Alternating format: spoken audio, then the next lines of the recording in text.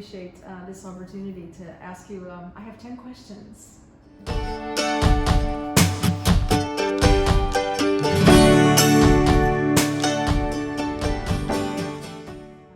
really grateful that you're willing to do this because I know my audience is excited to get to know you a little bit better. So the first question I have, and I have them just written down in a random order, a little bit about your background, your family, school, your passions, whatever you'd like to share.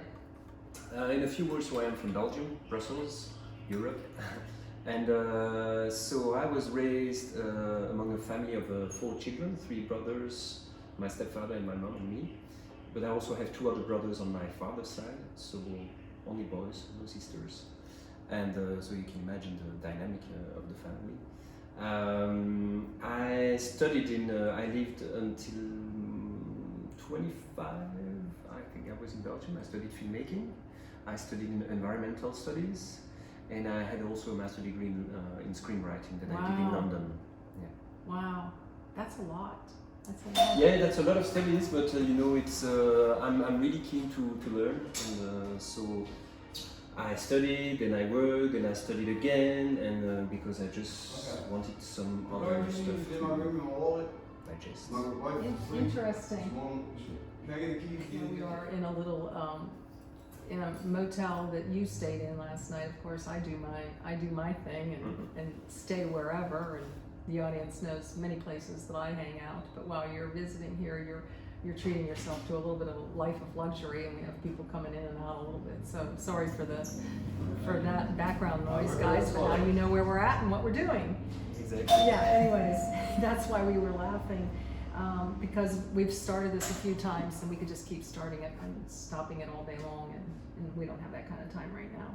But with your family too, I know you had shared with me earlier, so you're an uncle now, right? Yes. Uncle Sebastien. Yes, since 3 months. So my little brother had twins, 2 little girls. Oh, that's fantastic. Yeah, I'm happy with that. And I saw them, you showed me a picture where they had those little outfits on that said drinking buddies. I just loved that. That was so cool. That was very cool. Okay, so on to, how did your decision to pursue filming Nomads come about, and this specific journey that you're on with me, as well as perhaps a few others? How did that all come about for you? Well, it's a long story. I've always been interested in nomads. I did my first feature about traditional nomads in Africa. That was almost 15 years ago.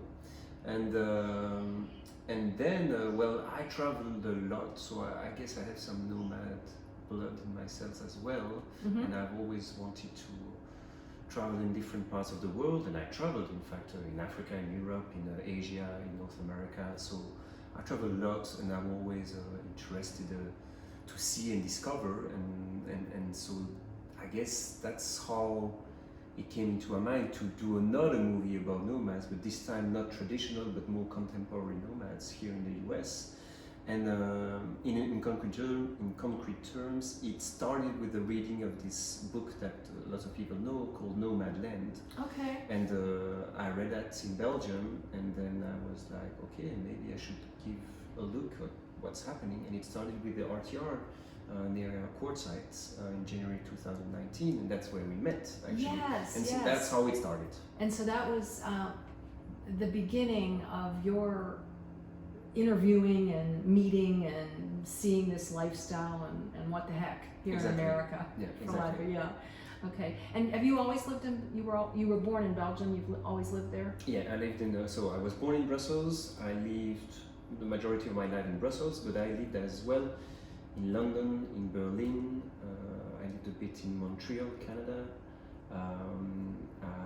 My first feature documentary was made in Nigeria, where I spent 3 months living with traditional nomads.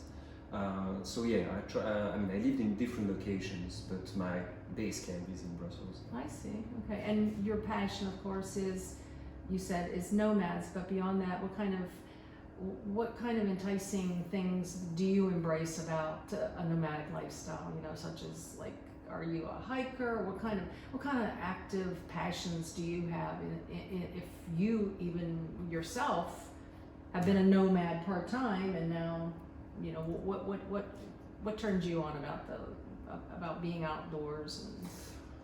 Well, I'm probably a bit like you. I'm very active, and I need to move, and I like discovering the unknown, and so I need to move all the time. So I love biking, I love hiking. Whenever I can move and discover new nature, I jump on it, and that's part of me. And I think it came from my parents, because they made us also travel a lot and discover a lot. And I was camping. Well, we did lots of camping in Africa. In fact, with my parents when I was 9, 10 years old. Oh, fantastic. So that's where it started. You know, to be in the outdoor. It blossomed right there in your youth. Yeah. In your youth, yes. Exactly. That's fantastic. So I know you had mentioned to me that you were with your girlfriend. She came with you last year. What kind of exciting things did you or have you done together? Well, she came for Christmas. She stayed 2 weeks with me, so from the 24th to the 5th of January, the 5th of January. What did we do? Well, we did the typical touristic areas. You know, we visited the Grand Canyon under the snow. So that was really cold, but very impressive. You froze your butt off? Yeah, exactly. As we would say. And it was really cold, yeah. And we had rented a van, in fact, so we stayed in a van during 2 weeks. You kept each other warm? Exactly. We did what we could, you know. Yes. And we went to Las Vegas, we went to Death Valley as well, and then we came back to Phoenix, where she took her plane back. Nice. And so, do you know how many states you've now seen? I always tell my audience, not just driving through, but actually have visited and spent a little bit of time in the states. Do you have a recollection of approximately the number of states you've seen? Well, at least 15. Mm-hmm. At least 15, maybe 20. Okay. So you've got a ways to go, but you're almost halfway there. Yeah. That's exciting. Okay. So now we're going to get a little bit more into the project between you and I right now, because I could talk to you all day and would so enjoy that, and I know the audience would, you know, about your background, because you're fascinating. Mm-hmm. But I think we're going to dig just a little deeper now into the project at hand that you're into now, because it's not come to fruition yet. By the time my audience sees this, we're still in the I'd hope that we're more in we're beyond the infancy stage. Yes, we are. Okay, all right. Anyways, have you faced challenges on this project, and if so, what have they been? Well, challenges, I guess, you know, and that's with every documentary project, is that you have to adapt to the reality and to the lifestyle of the people that you are following. Mm-hmm. And so that's a challenge, you know, to know the rhythm, the pace, the philosophy of the people I'm following. So I need patience, I need to be discreet, and at the same time, you know me, I need to be a bit pushy, because I'm really keen to have intimate moments. So, right, and you can't live here 365 days of the year. Yes. I mean, I'm living. So that you put, there's pressure on yourself too to capture as much as you can in a short amount of time. Exactly.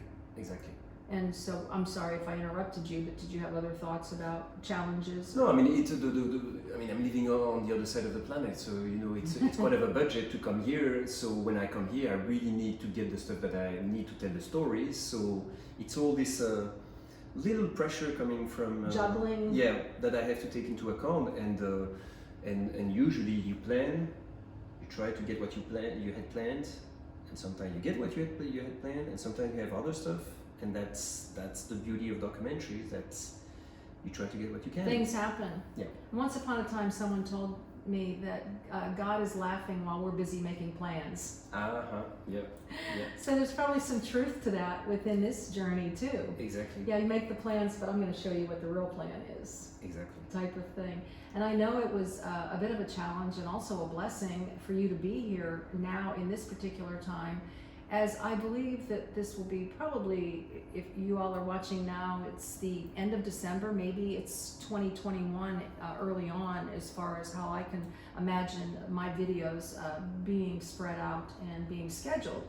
So I know you said that your visa is running out, whether it's already run out, depending upon whether you're watching this at the end of December or beginning. And so that would have been a challenge, and kind of like, in getting here without going into detail about what's happening, because we all know what's happening. Mm-hmm. Well, to make it short, yes, it was a challenge because actually, the travel, there's tons of travel restrictions for the moment. Yeah, and more so in your country. Yes, as you and I are speaking, things are accelerating there to leave it at that, Exactly, and so to make it short, for the moment, there's a second lockdown arriving in Belgium. Mm-hmm. And so on my side, coming to the US, yes, I got an exception from the American embassy. Fantastic. Because I was already on this project, and it was more than just smiling at them, huh? Well, you cannot even see them. Yeah, no, I know. It's just writing an email with the proper documents. I've got the visa. I'm working on a project, and people are waiting for me, and so I convinced them, and they gave me a special permit. And how long did it take for you to get an answer from the American embassy? Well, I was surprised. It didn't take that long. In fact, it took me 10 days to get the answer. Okay. I was expecting 2 months, but it took me 10 days. So, but once again... Yeah, regulations can take 20 years here. Yeah, that's... don't tell me about it. Oh, that's fantastic. So that's quite the blessing. Yeah. God is definitely in the details here. Uh-huh. Okay. All right. Anything else you wanted to add about challenges? Yep. Good? Okay. All right. Give us a little glimpse, if you know, and I know you and I have discussed this before, that you're getting an editor, this is just preliminary, this is like the first splots of paint on the canvas. Since I'm a painter, would be one of my references. A glimpse of what the finished product will look like, the characters, etc. Anything that you can share of what you envision. Mm-hmm. If that's even a fair question, and if it's not, we can move on. No, it's not an unfair question. I'm not going to give too much detail, because if I give too much details, the people will not want to watch the movie. But to make it short, what's your glimpse? So the idea is to follow, just to go over prejudices. Like if you speak about nomads or people living in their cars, in their vans, some people think, at least in Europe, okay, that's the hippie life. Mm-hmm. Some others, they say, okay, this is like being in the streets, like being homeless. Okay. And I think these two prejudices, I want to go over that. You want to knock them down. Yeah, exactly. And say this is not only that, mm-hmm. And awesome. it's a lot more than that. Awesome. And that's why, we spent some time together. I spent some time with other people. I'm grateful. And I hope I will achieve that, to tell another vision of what people think. An ultimate goal. Yeah. And a different type of lifestyle. That hopefully now and into the future will be just as acceptable as sticks and bricks. Exactly. Mm-hmm. But also, I think you, here in the US, you have the chance of having bigger spaces. So, in Europe it's more densely populated. I see. So it's easier to judge? Not to judge, to live this lifestyle here. Oh, okay, okay. Because you have the space, you have the... Yeah, in Europe we will never have as many nomads as here. I think mm-hmm. it's practically, and the environment doesn't give the chance to do that, and to give the chance for lots of people to embrace that lifestyle. I see, okay, interesting, love it. Well, we're just touching the surface here, so it is what it is. We'll come back and interview again and fill in the missing pieces where my audience asks all these comments and questions. Well, why did you ask him this, or what about this? Mm-hmm. And I'll be like, part 2 later on, right? Exactly. Okay. What do you do when you go back to Belgium? What does your workload look like? What's your day in the life as far as this project goes? And how do you stress bust away from this project? Because I know you're an intense sort, somewhat like myself. Well, That's a 2-part. I'm spending a lot of time. I guess filmmakers that are watching this video, they know what I'm talking about. But filmmaking most of the time you are looking for fundings to make your project happen. You know? Okay. And that takes a long period of time. Lots of writing, lots of knocking at different doors, and so the majority of the time I'm spending time in front of my computer. In fact, you know, so I'm not moving that much. And, how many hours do you where your eyes start to cross? Well, I would officially say 8 hours, but if you ask my girlfriend, she's not gonna say the same. You know, I'm spending a lot of hours. 9, 10, yeah, more. Yeah, exactly. Every day. Well, not during the weekend. You know, during the weekend I try, unless I have deadlines.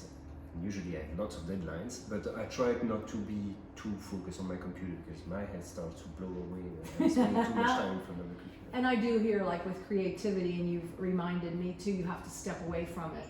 Exactly. You just can't just pound it. If you have your head too much in the frame, then you don't see, and you need to back up sometimes just to see. Okay, I was doing this. I thought it was a good option. Then you back up a little bit, and then you realize maybe I should take it different ways.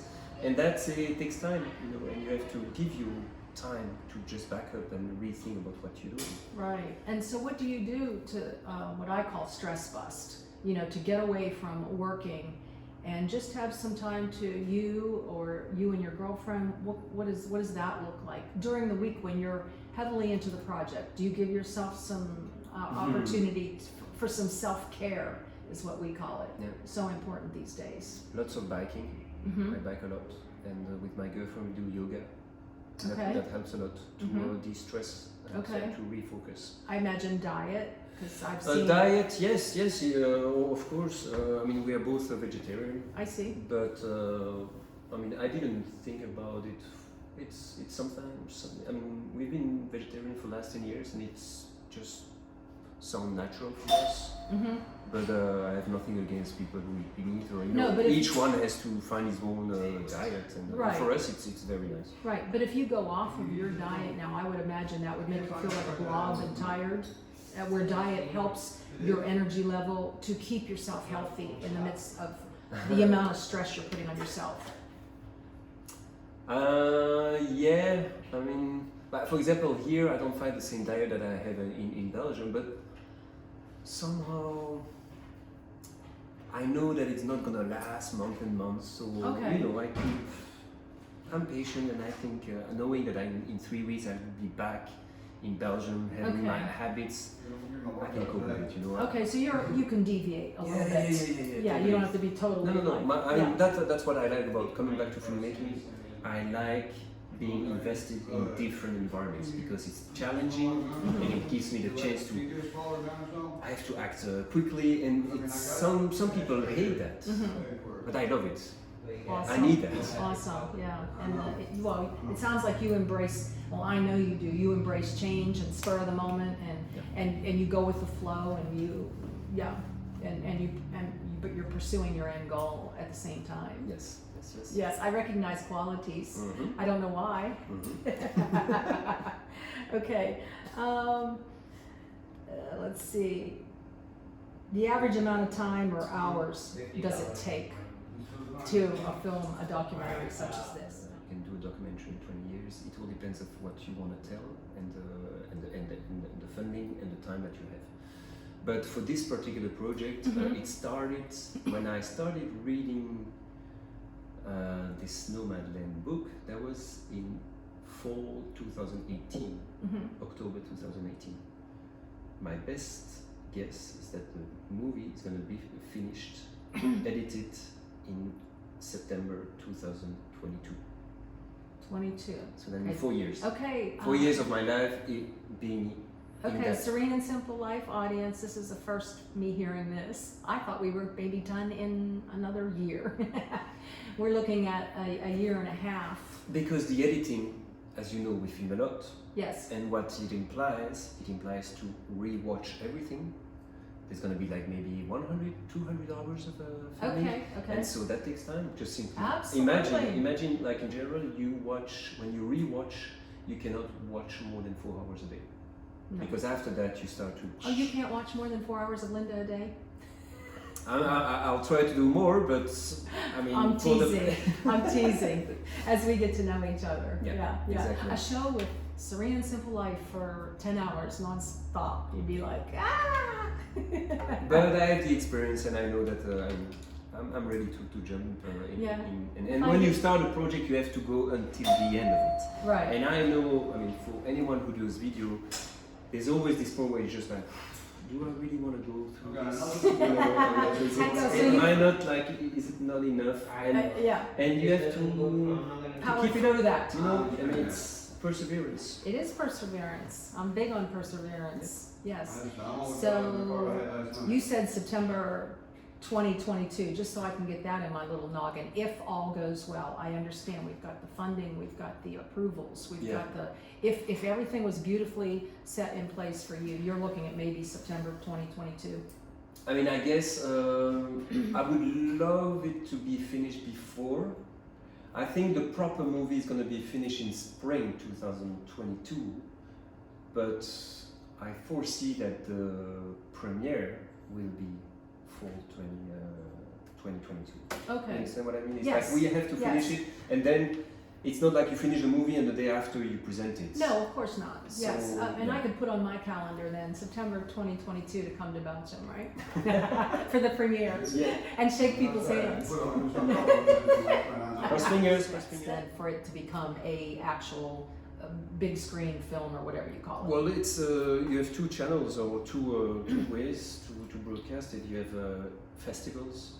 That's the first goal. You send it to festivals all over the world. There's How many? Oh, you send it to 200 festivals or something like that. You know, it's once again it depends on the fundings, because when you apply for here in the US, the majority of the festivals you have to pay a fee, $50 to get to not even be accepted. Just to apply. To apply. Okay. Mm-hmm. Yeah. In Europe, the majority, no, you don't have to pay a fee. So you will send it to American I think the festivals. Definitely we'll send it to festivals. It depends on the budget, but at least we're going to send it to we're just speaking 20, generally. 30 festivals in the US. Okay. Also in Europe. 20, 30, In Asia, we'll try different festivals. In parallel, we send it to broadcasters. But what I know is that if you are accepted to festivals, if you win prizes in festivals, it will interest more broadcasters. Okay, so if you can actually bring your resume that we've been accepted into 10 festivals. Yeah, then Is that how, I mean, I'm just speaking in layman terms. No, it gives you credibility. Exactly. The Am I, movie am I wow. thinking straight about how, or am I re-explaining it to my audience, you know? Yeah, exactly. That's how it works. Okay, and okay, if you say 20 to 30 average festivals that you apply to here in the States, what do you have a number or likelihood of how many will say, yes, we want this? Could it be 30 or could it be 1? Or is there kind of an average amount of festivals that? If we had the answer to that, it would be easier, but it's impossible to say. Okay. It's impossible to say. For the movies that I see in festivals, the really movies that are accepted in big festivals are the ones where you see that the characters have been followed during a lot of time. You get what I mean? So not only filming 2 days, but filming during 2 years, because somewhat of what we're doing. Exactly, because as me being a character. Yeah, exactly. And I am a character, yes. We won't go there right now. No. Or protagonist, if you can call that, but I don't really like that word. I prefer human being or whatever. But to make it to come back to the point of festival, I think people or festivals, they really like a story where we feel that we are going through different seasons, different events, so that we see what the characters, protagonists, or whatever you call it, what they're going through in a long period of time. Sure, yes, because life changes on a dime too. Exactly. And that changes the story. Exactly. And it can make it more powerful or less meaningful as time goes on, depending upon what's happening. Exactly. Number 9 for you now. We just did a little bit of a shift here, but what are your feelings after 2 years about this film being completed, coming to fruition, and going to the big screen, as we call it in the USA, or semi-big screen? Well, my feeling is that it's going well. It's the hardest part is already done, and Which would be? which would be making some research, meeting the people, trying with the camera, going into the intimate stories. It's not easy. Not everyone is capable of accepting the presence of a filmmaker, and so this step is already done. I mean, you know exactly what we did together. Yeah, one of the hurdles. And you would have never guessed to go that far, and it's because we took the time for it, and I think we got some really good scenes because of that, because we took the time, we discussed, and I'm grateful for that. You know? So coming back to the question, it's I think we went pretty good so far. Awesome. Yeah. And you do have a couple other people So that I are have potential. exactly. I have to meet other people that I met later than you, and I still have to film a lot with them, but I'm confident. You're confident. And then you just have those logistical hoops to jump through as far as funding and like you talked about the festivals and the. Yeah. But, well, it's all. Filmmaking is all about getting over obstacles. All filmmakers are listening to me, they know what I'm talking about. It's a lot of, you have the shooting, which is the fun part, but then the worst part is getting fundings and looking and convince potential financiers that you have the story that people need to know. Yes. And that's not easy. Right. And do you feel that there's anything in particular in your favor now as far as this type of story being interesting for others?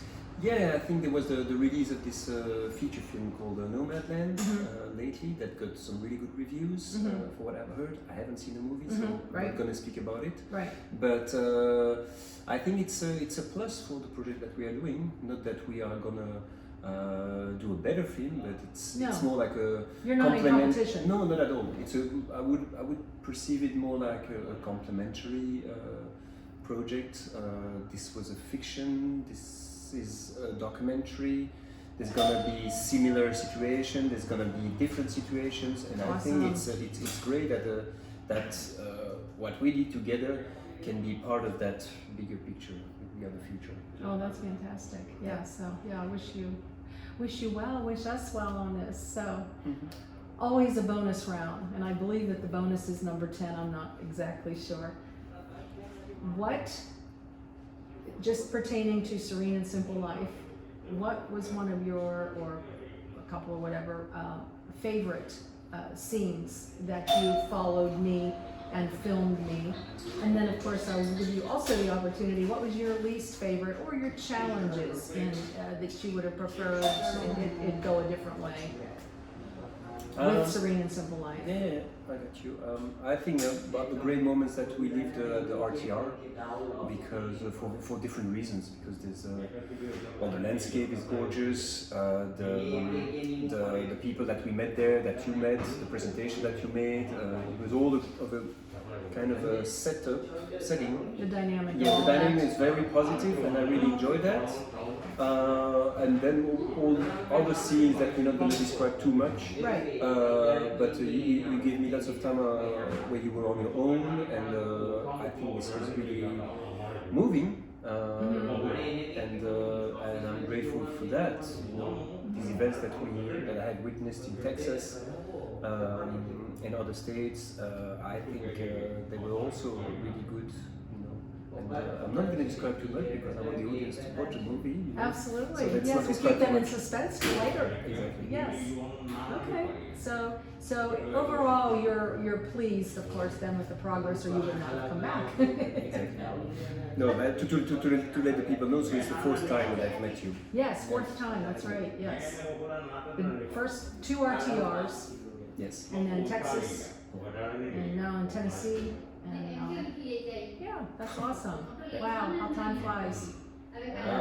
Because when you first told me this is years down the road, I'm like, okay, I'm not a years down the road kind of girl. I'm like, let's get this party started and let's So and I understand it. It was just a little bit of a like, whoa, what are we going to be doing? So that was quite interesting. And then what would be your least favorite thing, that you've you know, I'm not going to take it. You're not going to hurt my feelings. Anything that was, you know, just a little bit of a challenge, or you would have preferred it to go a different way, or anything that you filmed me that is a waste of your time. No, it's never a waste of my time because I'm learning every second of my life, you know. So Yes. it's never. Sometimes it's a bit. Not, I wouldn't say painful, but it's more difficult because of mainly for technical reasons. Because I have to deal with all the sound and the images at the same time, and sometimes some stuff don't work like I had planned, and I have to just, you know, it's reality, it's not fiction, so we cannot redo it thousands of times. So sometimes I miss some stuff that I would have liked, but that's part of the project. Yes. And sometimes you get what you didn't think of, and so that's what documentary is, you know. There's Right. what you planned, what the reality gives you, Right. and what you do with all this. You're kind of like it is what it is. Exactly. And I'm glad that you didn't ask me, can we repeat that, making those scrambled eggs? But sometimes I did ask you to repeat some stuff. Yeah, we did some just a reshoots. little bit. Yeah, just a little bit. But it's been really, really fun. And I just want you to know how much I appreciate you. And I feel that God is going to use this story through your professionalism and through me as a character per se in hopefully making a difference in other people's lives, whether it be one person or whether it be millions. It's up to God for him to show us how small or how big this is going to be. Yeah. And I'm excited about that. I'm humbled and I'm grateful for the opportunity to share my story with you and how I go about my day-to-day life and how I make it exciting and how I make it fun for hopefully others to get on board and to be encouraged and empowered in this kind of lifestyle. So. But with that, anything else that you'd like to share with the audience or add to all these particular questions that I fired at you today? No, not that much. I'm just thankful to you for having given me the time to be present and to witness these different settings and different actions and plans that you have and that you have had and that you still have. And also about, thanks to you, I discovered lots of different nature environments that I would have never discovered if I wasn't on board, if you were not on board. So yeah, thanks for that. Well, you're very welcome, and I thank you. And with that, blessings in your day, enjoying the journey. Shake hands, woohoo! Awesome. Okay, thanks, Sebastien.